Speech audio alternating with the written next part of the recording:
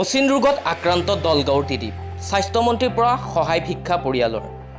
দৰিদ্ৰতাৰ মৃত্যুৰ ক্ষণ গণি আছে দলগাঁৱৰ এগৰাকী দৰিদ্ৰ শিশু নাম ত্ৰিদীপ বৰুৱা ঘৰ দলগাঁও নিউজ চাকুৱাপাৰা পিতৃ গকুল বৰুৱা আৰু বীণা বৰুৱাৰ একমাত্ৰ সন্তান ত্ৰিদীপ উচ্চ ৰক্তচাপত 7 বছৰ আগতে পিতৃৰ মৃত্যুৰ পিছত মাতৃ বীণা বৰুৱা লোকৰ ঘৰত কাম কৰি পেট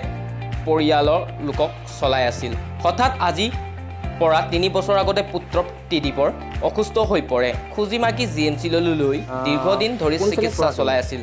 যদিও এতিয়া অসমত ত্ৰিদীপৰ চিকিৎসা নহব বুলি ডাক্তৰে অৱগত কৰাত চিন্তাত ভাগৰি পৰিছে মাতৃ তথা পৰিয়ালটো তোমাৰ কিমান দিনৰ পৰা বেমাৰ হৈ আছিল বিভিন্ন পৰীক্ষা নিৰীক্ষা কৰি শিশুটিৰ পেটত অতিৰিক্ত ছাল থকাৰ কথা উল্লেখ কৰে বাওঁফালৰ তলপেটত কামি হাড়ৰ ওপৰত অতিৰিক্ত পদাৰ্থ জমা হোৱাৰ ফলত পেটৰ আকাৰ বৃদ্ধি পাইছে যদিও চিকিৎসকে অপৰেচাৰ কৰিবলৈ হাক কৰাত নাই শিশুটিক সুস্থ কৰিবলৈ বহিৰাজ্যত নিব লাগিব যদিও পৰিয়ালটোৰ হাতত নাই ফুটা কৰিও এনে অৱস্থা পৰিয়ালটোৰ অসম স্বাস্থ্যমন্ত্ৰী হিমন্ত বিশ্ব শৰ্মাৰ সহায়ৰ আহ্বান জনাইছে ইচ্ছুক ব্যক্তিসকলে একাউণ্ট নম্বৰৰ আৰ্থিক সহায় কৰিব পাৰিব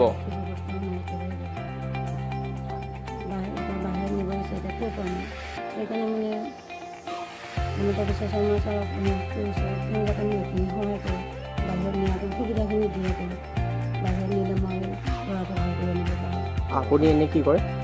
মই স্কুল মাতি কৰি আছোঁ ল'ৰাটোৰ দেউতাক নাই নেকি দেউতা নাই